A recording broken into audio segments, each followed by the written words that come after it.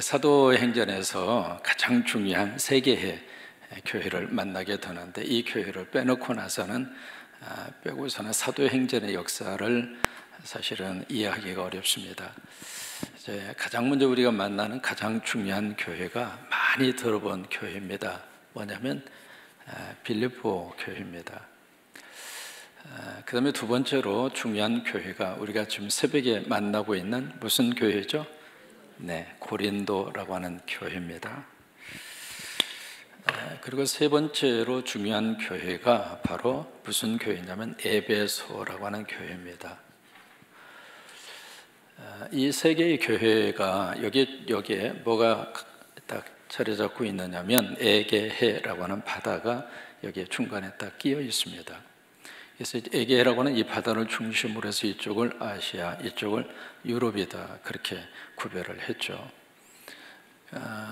그래서 이제 원래 이 빌립보라고 하는 이 지역에 왜 가게 됐는가? 원래는 거기에 가고 싶은 선교 프로젝트에 사실은 거기에 들어가 있지 않았습니다. 그런데 성령님께서 그쪽으로 가게 하신 거죠.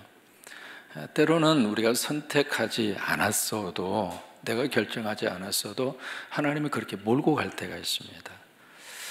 군산에 와서 살고 싶어서 사는 분도 계십니다만은 하나님이 군산에 살 수밖에 없게끔 몰고 가서 여기 와서 살 수밖에 없게끔 하게 한 그런 경우도 있잖아요. 이게 바울의 선교 계획이 바로 그랬거든요. 그래서 두로아 지역에서 배를 타고 건너간 그 바다가 에게해라고 하는 바다입니다. 그래서 이제 가장 먼저 들어간 장소가 마게도냐, 이쪽 지역을 고대 그 당시 성서 시대에는 마게도냐 지역 이름이 그래요. 이쪽 지역을 가리켜서 아가야라고 그렇게 부르고, 이쪽 지역을 가리켜서 아시아라고 그렇게 불렀습니다. 한번 해보시죠. 마게도냐, 아가야, 아시아. 그러니까 그 아시아라고 하는 지역에 있는 도시가 에베소고요, 마게도냐라는 그 도시 국가 속에 있는 지역이 빌립보이고요, 그 다음에 아가야라고 하는 이 국가 안에 있는 도시가 고린도입니다. 그래서 이제 두로아 지역에서 에게해 배를 타고 건너간 첫 번째 유럽 마게도냐, 거기에 첫 번째 성이 여러분 알고 계시는 빌립보예요. 빌립보 들어가서 참 하나님의 큰 역사가 일어납니다. 거기서 누구를 만나느냐면 한 여성을 만나요. 그 유명한 자조상사 루시로 시작해요. 루디아를 만나요. 참 교회사 속에서요, 여성들의 역할이 이렇게 큽니다. 오늘도 여러분 보세요. 옆에 남자가 많아요, 여자가 많아요? 한번 살펴보세요. 남자들 다 어디 가세요? 이게 여성들의 헌신과 여성들이 주도적으로 교회를 세우는 데 있어서 큰 귀한 역할을, 한국교회도 마찬가지입니다. 그래서 이 빌립보 지역의 자조장사, 그 당시에 무역업을 했던 보통 비즈니스 우먼이 아니죠. 그런 캐리어를 가지고 있는 자조장사의 마음을 사도 바울의 설교를 듣고 성령님이 그 여성의 마음을 열게 된 거죠. 그렇게 해서 이제 빌립보라는 지역의 교회가 세워집니다. 여러분 때문에 하나님의 교회가 자꾸 세워졌으면 좋겠어요. 여러분의 기도를 통해서, 여러분들의 헌신을 통해서, 여러분들의 주님을 섬김을 통해서 여기저기 십자가도 많이 세우시고, 여러분 자녀들이 잘 돼서 십자가도 많이 세우시고, 율러브가 잘 돼서 우리 친구들 때문에 하나님이 좋아하시는 십자가를 많이 세워지기를 바라고, 그래서 빌립보 지역에 십자가 세워졌는데 그게 빌립보 교회입니다. 그러면 좋은 일만 있었는가? 그렇지 않았어요. 여러분 아시는 것처럼 거기에서 귀신 들린 사람 치유하는 그 문제로 인해서 감옥에 갇히게 되잖아요. 그 유명한 빌립보 감옥에 갇히게 되고, 거기서 엄청나게 그 매를 맞고 감옥에서 기도하고 찬송하니까 성령의 거룩한 역사와 능력으로 기적이 나타나게 되고, 이제 그런 일들이 일어나게 돼요. 그리고 나서 이 빌립보 지역에서 어디로 오게 되는가? 이 고린도 지역으로 오기 전에 이 중간 지점에 있는 지역이 오늘 우리가 만나는 데살로니가라고 하는 지역이에요. 이제 그 지역을 올 때 이 빌립보 지역에서 그 다음 간 장소가 암비볼리라고 하는 장소, 그 다음 장소가 아볼로니아라고 하는 장소, 그리고 도착한 장소가 데살로니가라고 하는 그곳이에요. 거기서 이제 복음을 전하는데 이 데살로니가 지역에서 복음 전하다가 또 역시 거기서 쫓겨나요. 그러면서 간 장소가 베레아라고 하는 장소, 그 다음에 베레아에서 어디로 갔는가? 아덴으로 가고요. 그 아덴에서 어디로 갔는가? 새벽에 만나는 고린도로 갑니다. 그런데 이 빌립보 지역에서 이 데살로니가라고 하는 이 지역까지 거리가 어느 정도 떨어져 있는가? 165km 떨어져 있습니다. 짧을까요? 길까요? 자동차를 타고 가는 그런 시대가 아니었죠. 전부 다 그 당시에는 어떻게 했을까요? 걸어 다녔어요. 그렇다고 무슨 도로 사정이 좋은 게 아니잖아요. 여러 가지 많은 위험한 그런 상황, 무법천지였잖아요. 힘 있는 사람이 모든 것을 찾고 있던 그런 시대. 법이라는 게 어디가 있어요? 이제 그런 속에서 165km를 걸어서, 그때 바울의 나이가 40대 후반입니다. 그러면 40대 후반이면 한참 젊은 나이일까요? 어느 정도 나이가 든 나이일까요? 예, 그렇죠. 그러니까 그런 상태 속에 또 하나 빌립보 지역에서 얻어맞았잖아요. 그러니까 온 몸에 상처 투성입니다. 그런 상태에서 165km를 걸어서 데살로니가 지역으로 가는 거예요. 이 내용이 사도행전 17장에 쭉 자세하게 그렇게 되어 있습니다. 기록이 되어 있습니다. 참 흥미로운 것은 사도행전 16장까지 인칭 대명사가 뭐로 되어 있느냐면 우리가라고 되어 있어요. 우리가. 사도행전 16장까지 우리가. 그 다음에 사도행전 17장 1절부터는 인칭 대명사가 바뀌어져요. 너희가로. 그러면 우리가라고 하는 인칭 대명사는 1인칭입니다. 1인칭에 대한 복수잖아요. 그래서 뭔가 나를 포함해서 할 때 우리라고 하는 단어를 써요. 그런데 너희라고 하는 단어를 쓸 때는 3인칭입니다. 나라고 하는 존재가 거기서 빠진 거예요. 그럼 무슨 일이 있었는가? 사도행전 16장까지 우리라고 하는 그 멤버 속에 첫째, 바울이 들어가 있죠. 두 번째는 디모데가 들어가 있고요. 세 번째는 실라가 들어가 있고요. 또 하나 중요한 인물 한 사람이 들어가 있습니다. 사도행전을 기록한 사람, 누가복음을 기록한 사람. 이러면 답이 나와야죠. 누가예요. 본인이 이 글을 쓰면서 본인이 들어가 있기 때문에 우리가 인칭 대명사를 그렇게 한 거예요. 근데 17장부터 본인이 빠집니다. 이 사도행전을 기록한 누가가 그 멤버에서 빠져요. 그리고 너희가 3인칭으로 바꿔지게 되는데, 그래서 누가가 빠졌기 때문에 거기에 멤버가 바울, 그리고 디모데, 그리고 실라, 세 사람이 바로 데살로니가 지역에서 복음을 전합니다. 복음을 전하는 것에 특징이 있습니다. 오래 머물지 않았습니다. 딱 3주 머물렀습니다. 성경에서는 새 안식일이다 그렇게 표현하고 있거든요. 그 딱 3주 머무는 동안에 그 회당에서 뭘 했는가? 성경 말씀을 강론할세 풀어 해석했다 그랬어요. 그러니까 사도 바울이 성경을 어떻게 가르쳤는가? 우리식으로 말하면 강의 설교한 거예요. 그 이제 강론이라고 하는 단어가 나오거든요. 그러니까 성경 말씀을 가지고, 우리는 이제 신구약이 다 있습니다만은 바울이 가지고 있었던 성경은 구약이잖아요. 특별히 모세오경. 그것을 가지고 사도 바울이 어떻게 했는가? 강의 설교를 한 거예요. 제가 이 강의 설교를 하면서 참 느끼는 게 많아요. 뭘 느끼느냐면, 첫째로 설교자가 하고 싶은 말을, 본문을 선택해서 하려고 하는 유혹을 원천적으로 차단시켜 줍니다. 강의 설교는요. 왜냐하면 본문이 이미 주어졌잖아요. 성경책을 딱 선택을 하면 1장 1절부터 끝절까지 해야 되잖아요. 그러니까 어쩔 수 없이 본문의 말씀을 따라가게 되어 있습니다. 설교자도 인간이기 때문에 자기가 하고 싶은 본문의 말씀을 선택해서 하고 싶은 유혹을 참 많이 받아요. 그런데 강의 설교는 그것을 원천적으로 차단을 해요. 두 번째로 강의 설교를 하면서 느끼는 것이 바로 뭐냐면, 성경은 창세부터 계시록까지 하나님이 주신 말씀이라고 여러분 믿으시죠? 그러면 그 모든 성경 말씀은 하나님이 주신 말씀이에요. 내가 좋아하든지 내가 싫어하든지, 내가 이해가 되든지 이해가 되지 않든지 편식하는 것을 원천적으로 막는 것이 강의 설교예요. 세 번째로 강의 설교를 하면서 느끼는 게 있습니다. 이게요, 본문 말씀이 이미 주어졌잖아요. 그리고 우리 삶의 자리는 하루에도 끊임없이 많은 변화가 있잖아요. 그런데 그 많은 삶에 대한 문제들에 대한 답을 어디에서 찾는가?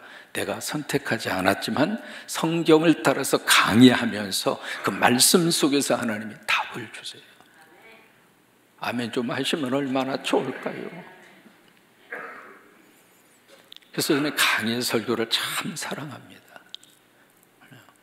감사한 것은 이 재단에서 9년 말씀 사역을 감당하면서 아시는 것처럼 이 구약은 다 강의 설교가 다 끝났고요. 신약도 이제 몇 권 남지 않았습니다. 성경 전체 66권을 강의할 수 있는 기회를 하나님이 주셔서 너무 감사하고, 그것은 새벽 기도를 지켰기 때문에 가능한 거예요. 주일 강단만 지켜서는 평생을 목회하더라도 66권 강의 못합니다. 뭐 1년 아무리 많아도 52주잖아요. 52주 가운데 절기설교 안 할 수 없잖아요. 그 설교 빼고 나면 1년에 강의 설교로 쭉 걸어갈 수 있는 주일이 많지가 않아요. 근데 새벽에 있으니까 새벽의 시간은 글구에 안 받잖아요. 그래서 성경을 가지고 가득가득 말씀을 가지고 씨름하면서 그 말씀 속에서 하나님의 은혜도 찾고 하나님의 음성도 듣고, 때로는요 이 강의 설교하면서 어떤 걸 느끼느냐면 참 취급하기 어려운 본문이 참 많습니다. 이게 분명히 한글인데 읽어도 무슨 말인지도 잘 모르겠고, 그럼 이제 원문도 살펴보고, 여러분 영어 성경이 한두 가지가 아닙니다. 엄청나게 많은 영어 번역 성경이 있습니다. 영어 번역도 막 놓고 참고를 하고, 이제 그러면서 힘은 들었지만은 강의 설교하면서 다시 여러분 뭘 느끼느냐면 알칡을 먹는 그런 느낌이 있잖아요. 뭐 잡숴보신 분들만 그 맛을, 알칡을 먹는 그 맛, 그것을 이제 강의 설교하면서 느끼게 되는데, 강의 설교의 원조가 누군가? 바울이에요. 바울. 그래서 이 데살로니가 지역에서 강의 설교를 해요. 하는데 그 모든 사도 바울의 강의 설교의 핵심 주제가 세 가지였습니다. 첫째, 그리스도가 해를 받고, 그게 첫 번째 주제예요. 예수 그리스도가 고난을 받으시고 십자가 사건이죠. 두 번째, 죽음으로부터 예수 그리스도가 부활하신 것, 부활을 이야기했고, 세 번째가 중요합니다. 뭐냐면 저는 그 부분의 영어 번역을 보면 참 아주 강력하게 말하고 있습니다. 뭐냐면 This Jesus, 이 예수, I am proclaiming to you, 내가 당신들에게 선포를 하고 있는 This Jesus, 이 예수가 is 바로 the Messiah, 메시아다. 이게 강의 설교의 결론이었습니다. 지금도 마찬가지예요. 내가 지금 선포하고 있는 이 예수가 바로 그리스도다. 이 예수가 바로 메시아다. 그게 이제 데살로니가에 가서 강의 설교의 결론으로 그 세 가지 주제를 가지고 바울이 쫙 복음을 전하는데 엄청난 결과가 나타납니다. 유대인들 가운데 예수 믿는 사람이 나오게 됐어요. 또 하나, 헬라인 가운데 예수 믿는 사람이 나왔습니다. 여러분, 헬라 사람들이 마음의 문을 열 수 있다고 하는 것은 성령의 거룩한 역사입니다. 그리고 적지 않는 귀보인들이 예수 그리스도의 복음을 영접합니다. 참 놀라운 역사가 나타났죠. 여기까지 딱 나타나고 아멘 할렐루야 했으면 얼마나 좋겠습니까? 그런데 사도행전 17장 5절은 그러나 이게 있어요. 유대인들이 시기하여 종교 현장에 불량배들을 동원시킵니다. 참 가슴 아픈 일이죠. 이게 세상이에요. 이게 잘된 꼴을 못 봐요. 특히 마귀와 사탄은. 여러분들이 은혜 받으면 성령님은 춤을 추지만 마귀와 사탄은 꼴배기가 싫을 거예요. 새벽기도 사후면서 막 거기에서 새벽을 깨워서 문제 해결 안 받고 살림의 복을 받고 도움의 복을 받고 막 예수 안에서 신나게 살고 감사하게 살고 일들이 잘 되고 그러면 성령님이 너무 기뻐하십니다. 근데 마귀와 사탄은 배가 아파가지고 지금 마귀와 사탄은 화장실 많이 갔어요. 배가 아파가지고. 그러니까 데살로니가 지역에서 그런 선교 역사가 나타나니까 유대인들이 그렇게 시기해요. 그래서 바로 그 집회 현장으로 급습을 하죠. 불량배를 동원시켜서 가서 보니까 바울과 그 일행들은 없었어요. 마침 야손이라고 하는 사람을 붙잡습니다. 야손의 집에서 모였던 거죠.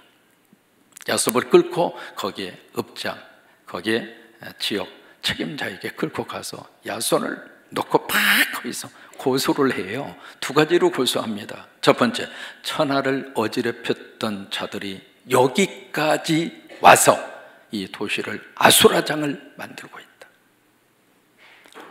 이런 복음이 들어가면은요, 완전히 천하가 어지럽혀집니다. 그걸 영어로 그렇게 되어 있어요. upside down. upside down. 바로 위로 올라간 것을 밑으로 내리고 밑에 있는 것을 위로 올리고, 그게 어지럽힌다는 이야기예요. 복음이 들어가면 사람들을 가만 안 둡니다.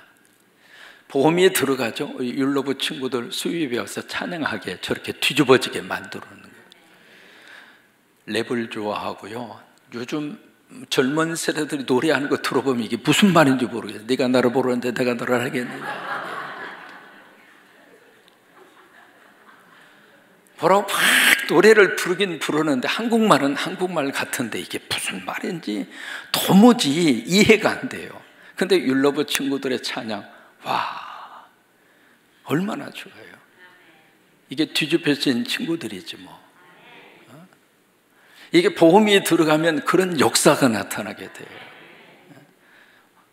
오늘 수요일 시간에 오셔서 찬양하는 분들 멤버를 보세요. 새로운 얼굴로 좀 들어갔잖아요.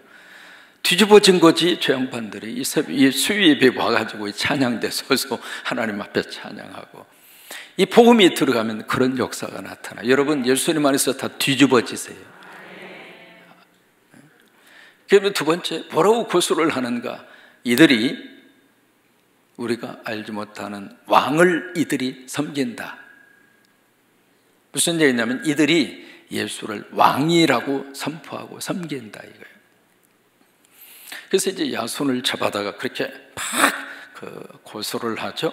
더 이상 혐의점을 발견하지 못하고 야손 보석금을 받고 야손을 풀어줘요. 그리고 나서 그 다음 단어가 나옵니다. 뭐냐면 거기서 바울을 다른 곳으로 밤에 보냅니다.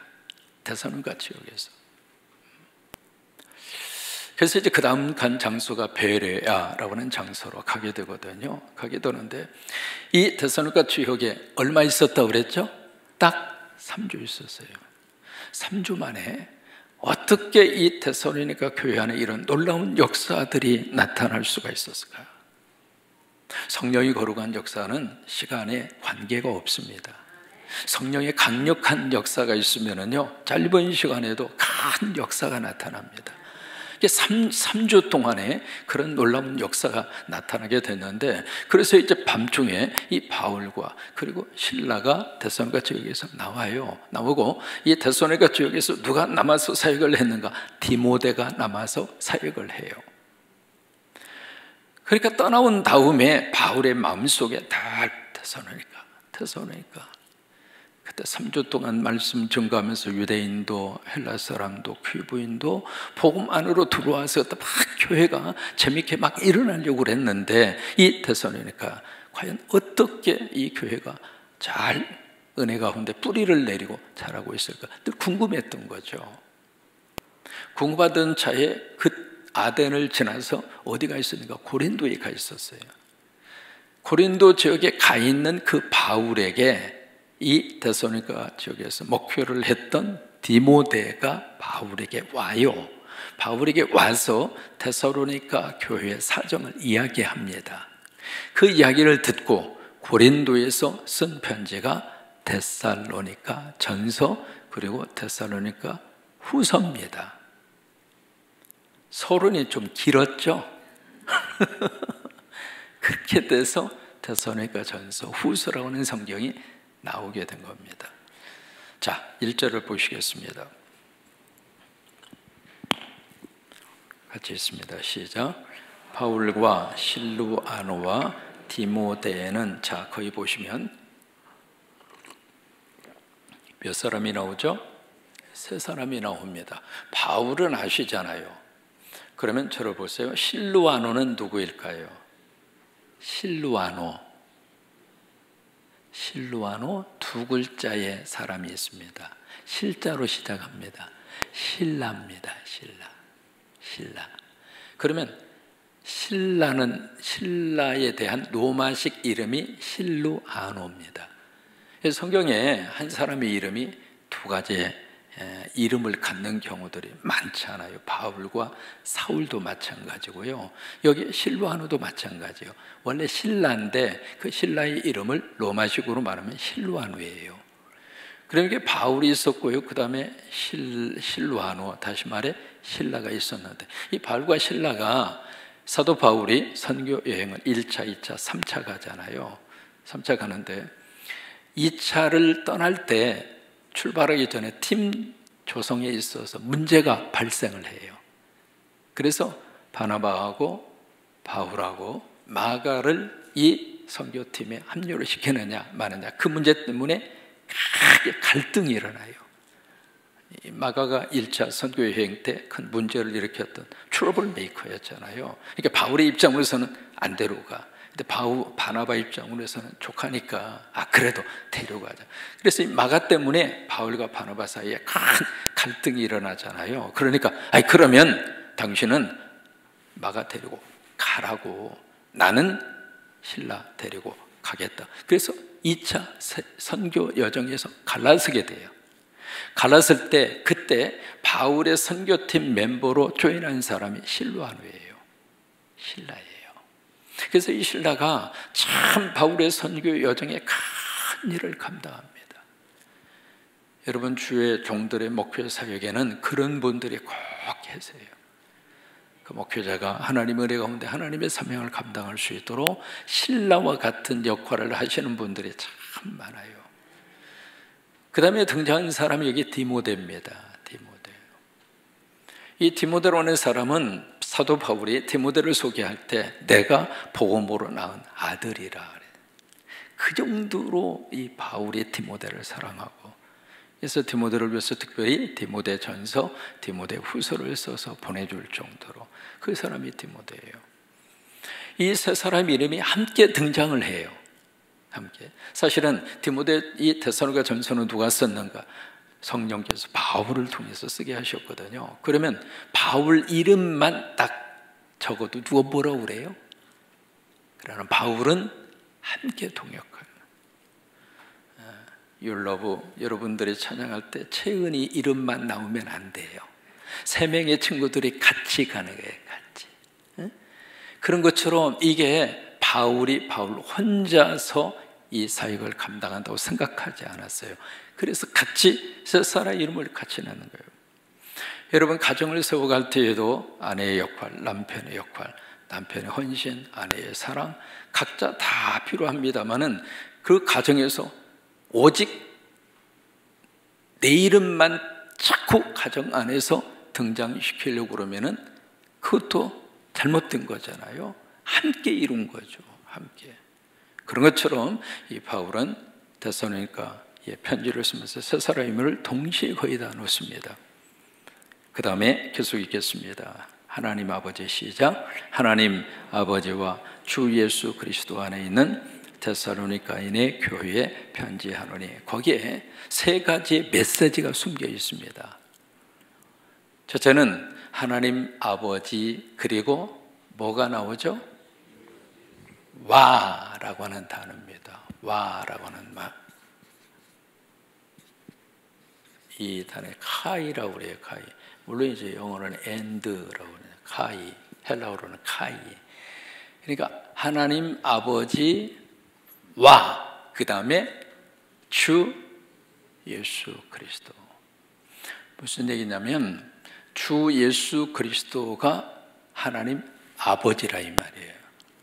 그래서 거기에 카이라고 하는 말이 그래서 들어가는 거예요. 그러니까 하나님 아버지가 주 예수 그리스도이고 주 예수 그리스도가 하나님이라고 하는 거예요. 데살로니가 성도들에게 예수 그리스도의 신성을 그들에게 가르쳐 주는 거예요.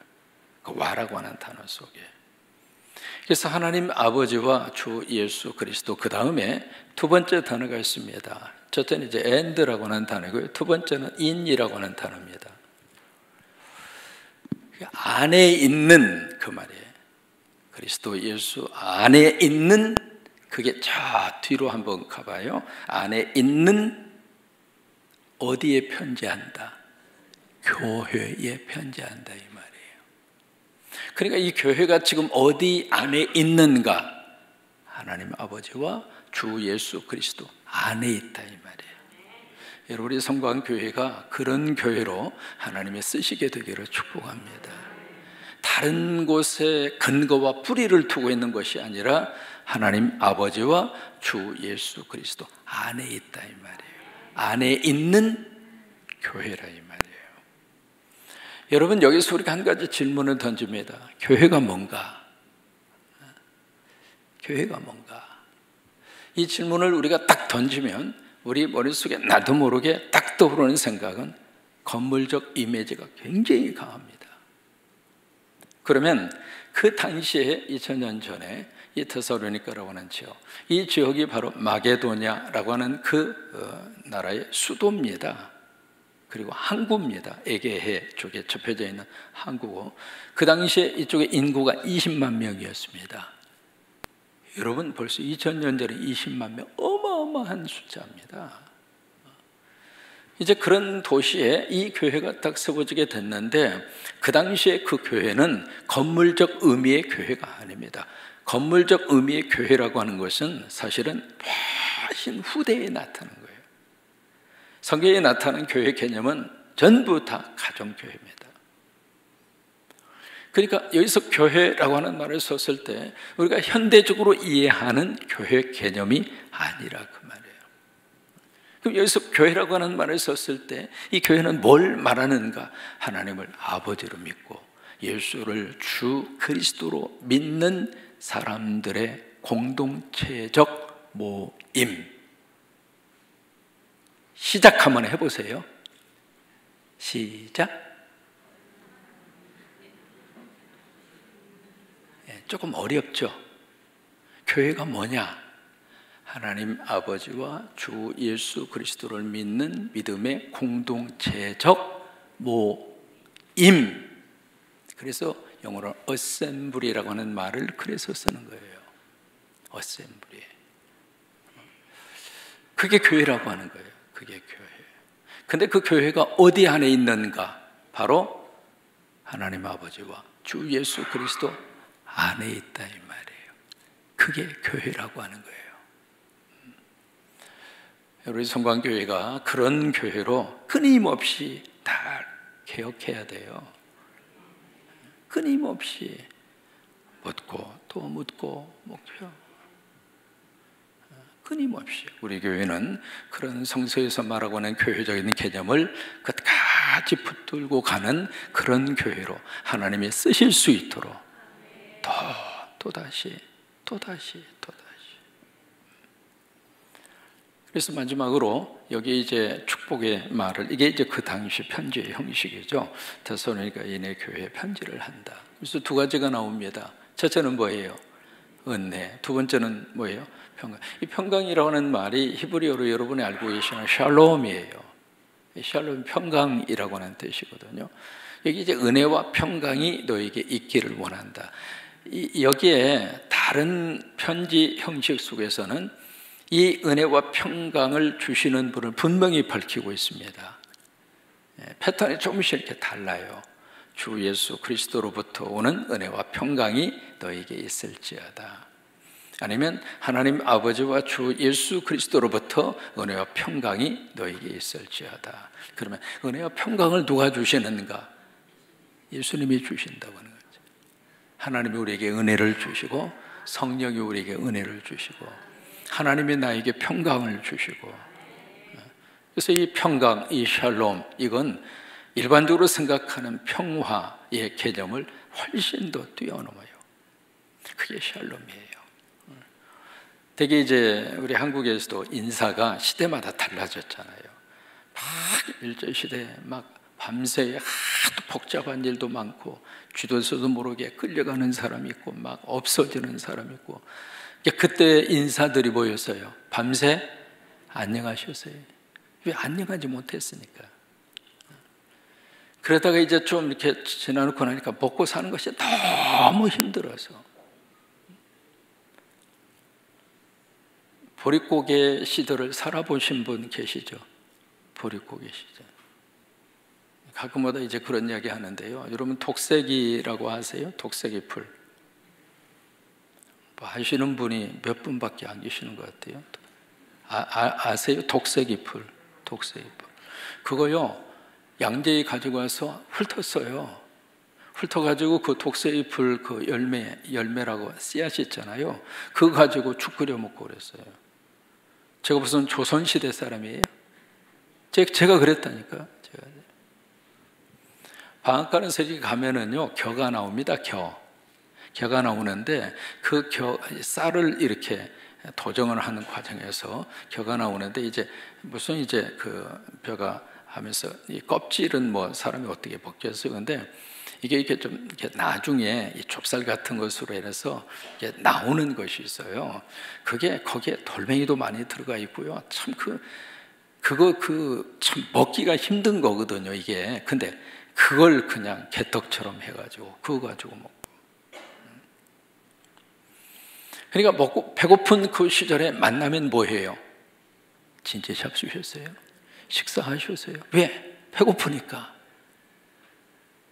그 물어보는 사람이 그럼 밥 주겠다는 말도 아니잖아요. 자기도 배고픈데, 자기도 밥 먹기 힘든 세상인데 무슨 밥을 사줘요. 그러나 나도 배고프지만 당신도 배고프지 않느냐 그 말이에요. 그러니까 서로가 사정이 같으니까 진지 잡수셨느냐고, 식사하셨느냐고. 그 시대가 그 인사를 만들어낸 거예요. 바울은 그들에게 다른 어떤 인사보다도 당신들에게 은혜와 평강이 있을지어다. 오늘 우리 시대도 똑같습니다. 하나님의 은혜가 우리의 삶을 꽉 덮어주고 하나님의 샬롬으로 우리의 마음과 생각을 꼭 붙들어 주셔서, 이게 핸드폰만 보면 그냥 뉴스, 그냥 뭐 요동치는 세상을 지금 살고 있잖아요. 이게 잘못 우리들이 어떤 생각 속에 딱 꽂히면은요, 굉장히 불안하고요, 스트레스 받을 수밖에 없는 뉴스가 수도 없이 많아요. 그 속에서 우리가 어떻게 편안하게 살아요? 어떻게 우리가 마음 편하게 살아요? 하나님이 주시는 은혜와 평강, 그게 우리 영혼과 심령을 꼭 붙들어 주셔서, 그래서 데살로니가 성도들에게 다른 말 하지 않고 은혜와 평강이 있을지어다. 그러면서 데살로니가서의 구체적인 편지의 내용이 그 다음으로 이어집니다. 여기 보시면 이게 이제 전체 주제입니다. 같이 한번 읽어보실까요? 다시 오실 주님을 기다리며. 이게 데살로니가 전서의 주제입니다. 다시 오실 주님을 기다리며. 무슨 얘기냐면 데살로니가 성도들 속에 이 문제가 해답으로 주어야 할 문제로 부각이 됐다 그 말이에요.